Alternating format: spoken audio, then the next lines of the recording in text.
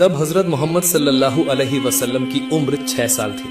मक्का के कई बच्चों के साथ वो एक दिन खेल रहे थे। समय शाम का था, लगभग अंधेरा होने वाला था।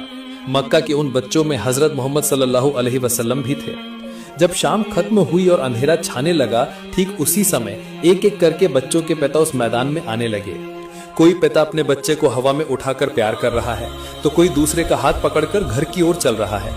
तब दया के नबी और करुणा के नबी हजरत मोहम्मद सल्लल्लाहु अलैहि वसल्लम एक तरफ खड़े होकर उस दृश्य को टकटकी लगाए देख रहे थे। उनके छोटे से दिल में एक लगातार दर्द उठ रहा था। ये दृश्य देखकर उन्होंने खेल रोक दिया और गंभीर अवस्था में धीरे कदमों से घर की ओर चल पड़े। हाय अल्लाह, मन में जैसे कोई अजीब एहसास, कोई अजीब उदासी थी। उनकी छोटी सी परछाई भी लंबी होकर रास्ते की धूल में जैसे मिल रही थी। घर लौटकर उन्होंने देखा कि उनकी ममता बई माँ आमिना घर के कोने में बैठी हैं। घर की एक तरफ मिट्टी के दिए की रोशनी में उनका चेहरा भी उदासी से भरा दिख रहा था।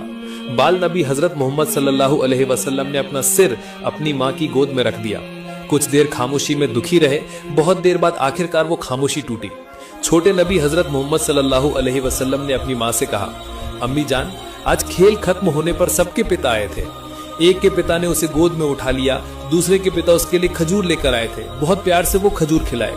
खेल खत्म होने पर सब अपने पिता के साथ खुशी, उल्लास और हर्ष के साथ घर लौट गए। अम्मी जान, मेरे अब्बा कहाँ हैं? वो क्यों कभी नहीं मुझे लेने आते? अल्लाह, हमारे प्यारे बाल नबी हजरत मोहम्मद सल्लल्लाहु अलैहि वसल्लम ने कितनी आर्द्रता और विनय के साथ दिल में दर्द लेकर ये बातें अपनी माँ से कही। तब छोटे नबी की बात सुनकर आमिना का दिल भी दर्द से कांप उठा। जो सवाल वो इतने दिनों से टाल रही थी, आज वही सवाल उनके सामने था।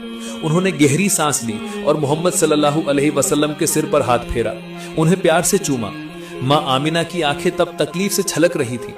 फिर आमिना ने बाल नबी से कहा, तुम्हारे अब्बा वो तो एक बहुत दूर के सफर पर गए हैं, ऐसी जगह गए हैं जहां से कोई वापस नहीं आता बेटा, वो अल्लाह के पास है।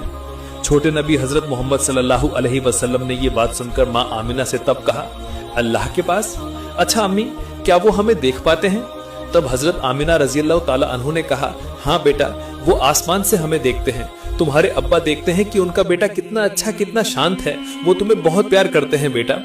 बाल मोहम्मद सल्लल्लाहु अलैहि वसल्लम माँ की बातें समझने की कोशिश करने लगे। उन्हें लगा कि उनके पिता शायद आसमान के किसी तारे के बीच रहते हैं, लेकिन उनका मन तब मान नहीं रहा था। वो अपने पिता को छूना चाहते थे, उनके अस्तित्व को महसूस करना चाहते थे। फिर बाल नबी हजरत मोहम्मद सल्लल्लाहु अलैहि वसल्लम ने तब अपनी माँ आमिना से कहा, अम्मी जान, क्या मैं कभी अब्बा को देख नहीं पाऊंगा? अच्छा, उनका घर कहाँ है? वो कहाँ सोते हैं? छोटे मोहम्मद की ये बात सुनकर आमिना अब आंसू नहीं रोक पाई। उन्होंने मोहम्मद सल्लल्लाहु अलैहि वसल्लम को तब गले लगा लिया। उनके पिता को क्या हुआ है, वो